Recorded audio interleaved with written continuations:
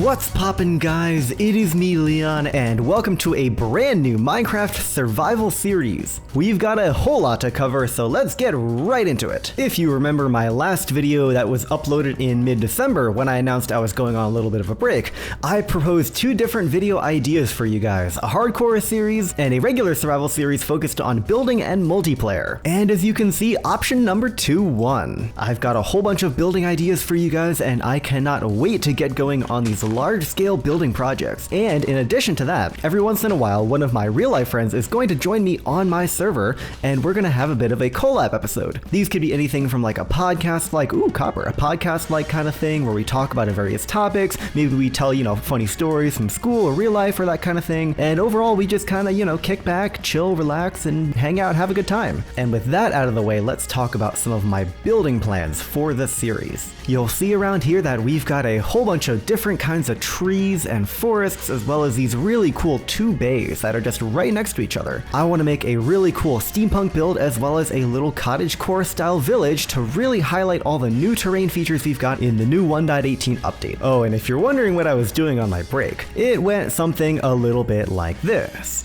But oh no.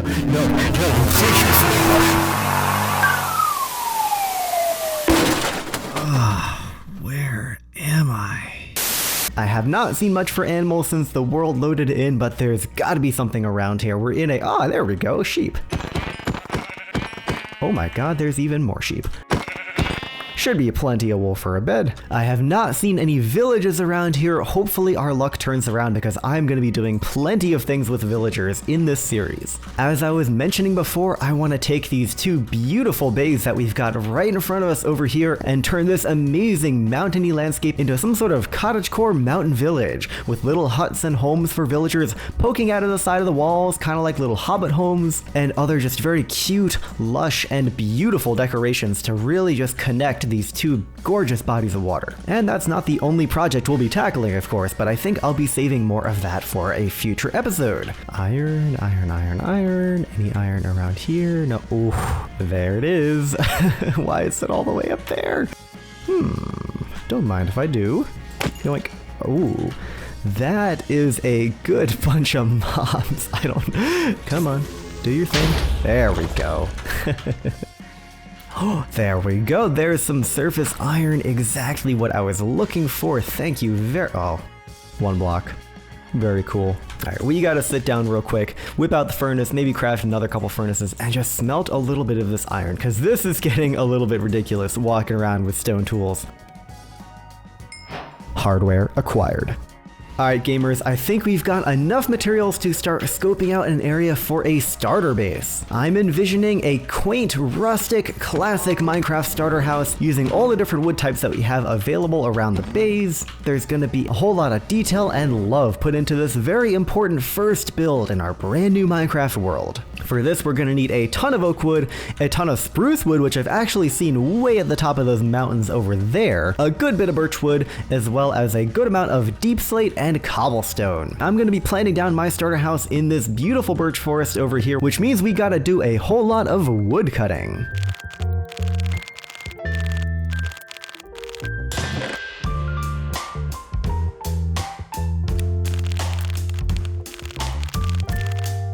Alright, with the nice open area appearing in front of our eyes, we can get on with a little bit of land flattening, and then we're off on a little bit of an adventure to go acquire some of that beautiful spruce wood up on the mountains over there. Ah yes, the new 1.18 mountains. I really want to give these a good look sometime in the near future, but for the time being— ooh, wow, okay, powder snow. I was not expecting to find that here. Alrighty, we'll come back to that later. While we're up here though, we can take a good— no, we're not taking a good look at anything. We are getting out of this powder snow and fast. Okay. Alright, a couple close calls with powder snow later, we have finally acquired some of the beautiful spruce wood that we have been looking for.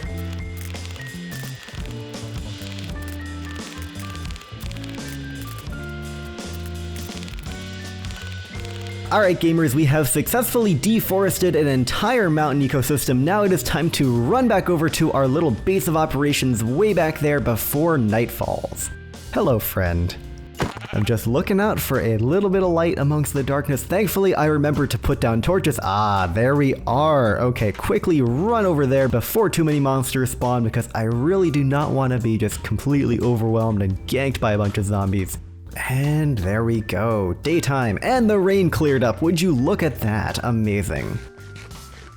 Alright, with a bunch of wood acquired, we are one step closer to having all the materials we need for our starter base. I think it is time to start organizing our resources. In terms of wood, we've got a whole bunch of birch and a whole bunch of spruce. We are going to need quite a bit more oak wood though, so that is another thing we have to grab. In terms of stone, we are pretty much lacking in all fronts. We are especially going to be needing some deep slate, so I believe another quick mining session is in store for us in the future. In terms of minerals like iron and copper, we've got a good amount of copper, but unfortunately, I don't think my starter base is going to be using any of that. What we will need is a heck of a lot more iron, so we'll make sure to include that in our mining trip. Okay, that was a little bit of a mouthful, but we've got all of our priorities in check. Let's go get these things accomplished. As you can see by my inventory, I already did a little bit of mining off camera, just checking out a nearby ravine and a little bit of a cave system underneath it, just looking for a little bit more iron for a little bit of extra tools and armor just to have before we start our real mining journey. Alright, that all being said, off to the mines. So yeah, as I said, I did a little bit of preliminary scouting off camera, just poking around in the caves a tiny teeny bit looking for some more iron. I got a whole ton of copper, as you'll see in a little bit. I actually left quite a bit there, but I got lots of coal as well, and just enough iron for a sword and some booties. I also managed to find this bad boy while looking around earlier. That right there is going to become quite useful in a couple episodes. Alright, venturing deeper into the cave. I don't see too much just yet. Ooh, there we got some iron. Nice big vein of iron right here. I'm realizing now that one thing that would have been really nice to bring along would have been a shield. Oh well, lessons to— oh boy, wow, look at all of you. Just gonna say, a shield would have been a nice thing to have with me, but you know, you can only remember so many things. We'll get it next time, don't worry. Ooh boy, damage. Ooh, wow, lots more iron down here. This is even more iron over there. Okay, we are rolling in it right now. All we gotta do is grab a good bit of iron. Oh, gee. Oof. That scared me.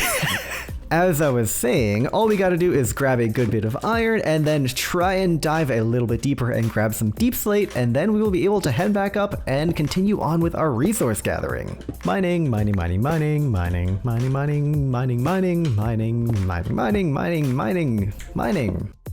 I'm telling you, man, these new 1.18 caves are absolutely massive. Like, flying around in creative mode, you know, I really didn't get as much perspective on the sheer size of these things. You know, like when you're in creative mode, you got cheats and everything, you can turn on spectator mode, you can add night vision, and it really makes the caves feel a lot smaller. I was worried that, like, the terrain changes wouldn't really feel different, even if on paper they were, like, substantially different in how the auras generate and how the caves look and stuff, but no. These places are absolutely enormous, and they're really dark, and they've got a ton of mobs in them, and I really think it added a nice bit of difficulty to a game that, to be honest, had quite a few mechanics getting kind of stale. So yeah, I'm really glad to see these new terrain changes. I think they do a lot for the game, and I'm incredibly excited to keep exploring this cave. Even if I get ambushed by creepers every once in a while. Okay, get out of here, buddy. I suppose we are reaching, like, the old Y level 0. I almost said diamond level there. It is definitely not diamond level anymore. I mean, you can find diamonds at, you know,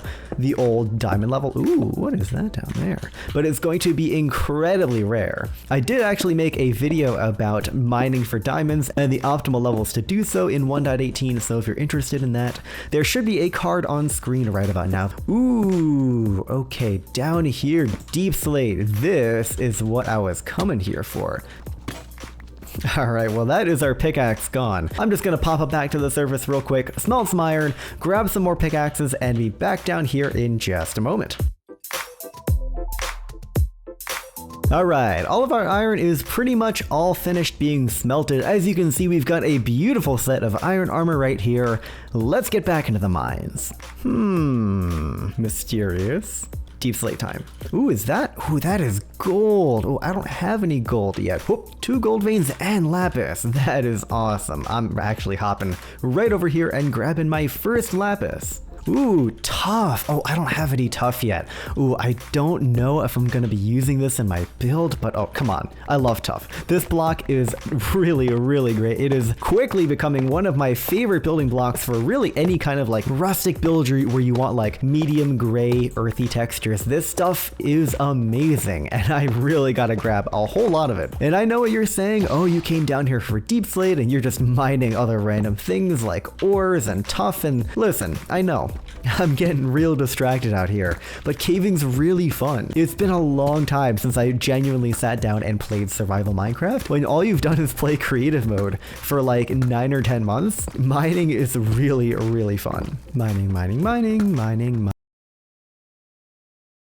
You know, this stuff takes ever so slightly longer to mine than the stone, and you think it wouldn't be a big deal, but I'm telling you, man, you can really feel the time difference. When you're just sitting here plowing your way through deep slate, it really genuinely feels a lot longer, even though you know it's only a fraction of a second. Really weird how your brain does that to you. Ooh, whoa, there's a slime down here. Okay, that is something I did not expect to see today. Yoink. Aw. That's fine. As long as we know that slimes can spawn down here, I think that will be very useful in the future. Alrighty folks, we've got a healthy amount of cobblestone and a healthy amount of cobble deep slate, and on top of that we've got a whole bunch of copper, a full set of iron gear, and plenty more iron currently being smelted up in the furnaces as we speak, as well as a little bit of gold. I think that all we now need to do is to go get some oak wood, and then we will be ready to start our starter house. I'm really excited for this house, guys. Did a little bit of planning in a creative test world. This isn't entirely spontaneous, but I gotta say, things turned out pretty well, and I really hope you guys enjoy the design that I've come up with. But first, wood time.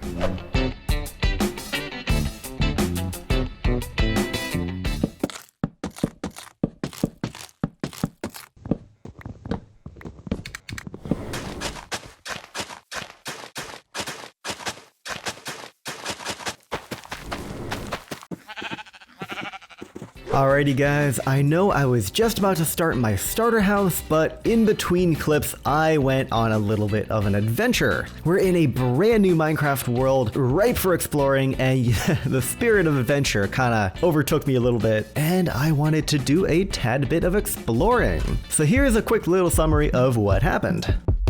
Oh, you are so cute. Come on, buddy, give me saplings. Ooh, hey, my first wandering trader. If I had emeralds, this would be amazing, but I don't. I think I've got enough dark oak saplings. I've got 6. Ooh, make that 7. Probably worth my time to make a boat. And we're off, we're gaming. Look at us.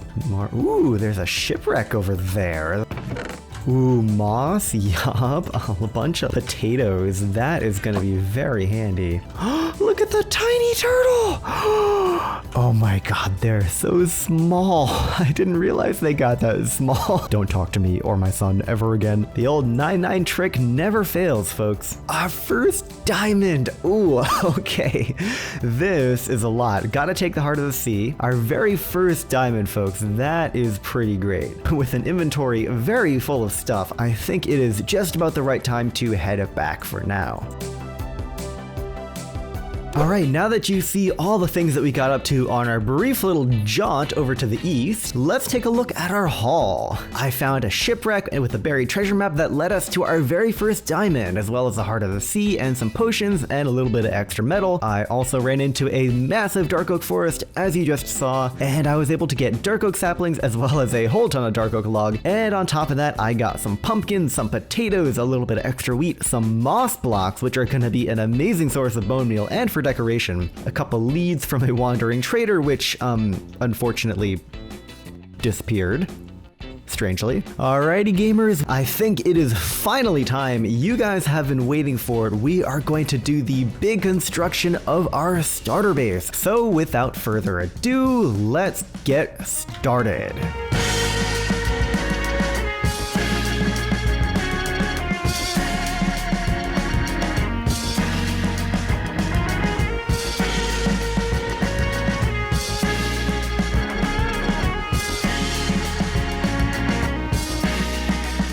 Alrighty guys, the starter base is done. At least the exterior of it. What do you guys think? I really like how this base turned out. It was a little bit different than my original designs, but all in all, I think this base is a really nice balance of color, detail, and all the important essential things you need for a first home in a Minecraft world. Now with that out of the way, let's get into the details and design choices behind this beautiful little cottage.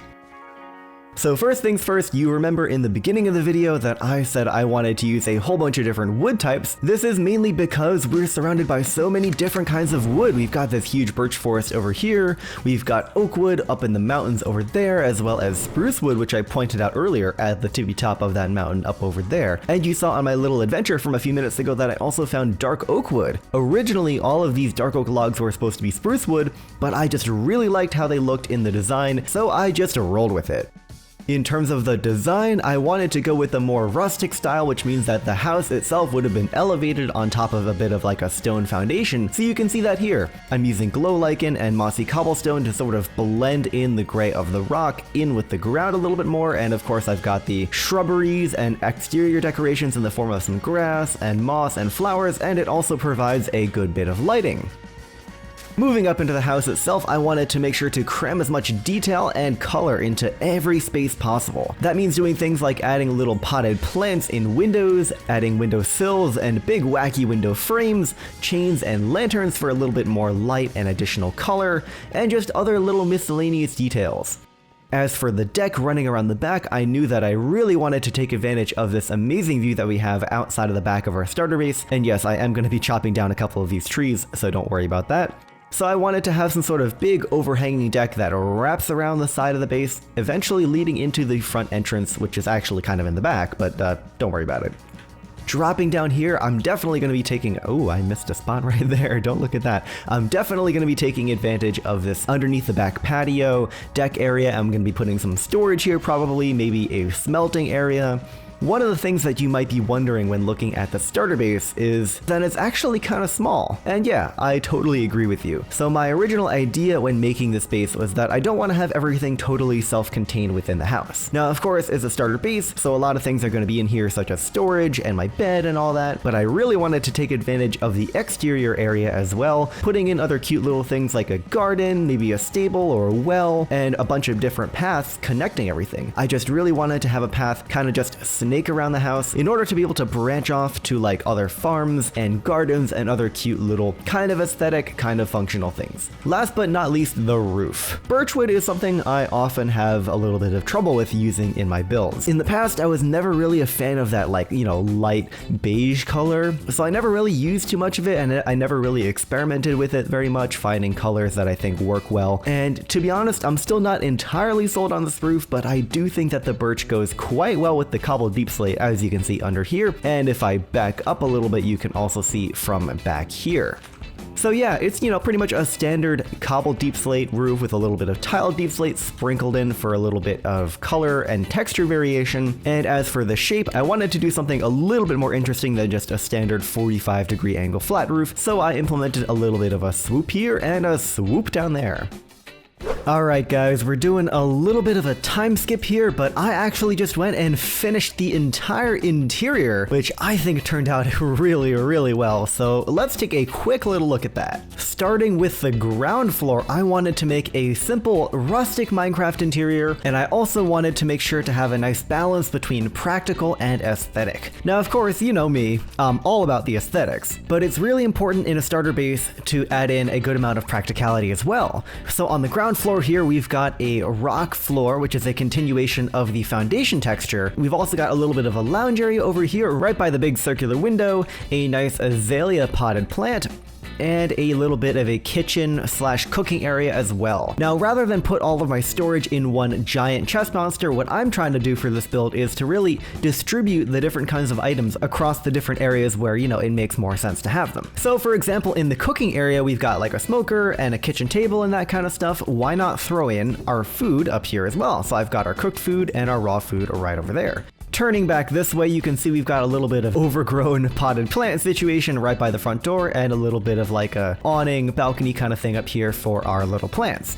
Going down into the basement by ladder over here, you can see that I have somewhat finished it off. It's got a nice deep slate floor, which is actually the base of the chimney that goes all the way up into the roof, which you can see from outside. And right now I'm mainly using the basement for storage. You can see things I've got like stone in here, tough, and I've got these cool little, basement shelf designs with the spruce and the barrels and everything, and I've got this larger shelf over here. Over here you can see I've added another sort of basement entrance, which now leads out to the side of the house. This is really just for convenience. This doesn't really need to be here, but I felt it was very useful to be able to go from the outside directly into the basement without having to go through the ground floor. And last but not least, the upstairs. This is where I have the majority of the bulk storage, as well as a little bit of a sleeping area right over here. These are like all of the miscellaneous items that are hard to categorize. What I'm planning on doing eventually, which you'll see in the next episode, I'm gonna have little stations around the exterior of the house, which will not only provide some function like smelting or wood cutting or things like that, but they're also gonna provide a little bit of storage for specific items like wood, stone, that kind of stuff. Over here you can see I've just got the miscellaneous storage, so stuff like the minerals and the mob drops and all of that lovely stuff is over here. Another candle, of course, because you gotta have some candles, and other just random things that you need in your everyday Minecraft life, like crafting table, bed, that kind of stuff. So yeah, with all that being said, I really hope you guys enjoyed this first episode of my brand new 1.18 survival series. If you did, don't forget to leave a like down below and maybe even comment what your favorite thing about this series was so far. I'd really like to know, and any sort of feedback is always greatly appreciated by yours truly. Until next time, this has been Leon, and stay tuned for more 1.18 survival. Take care, gamers.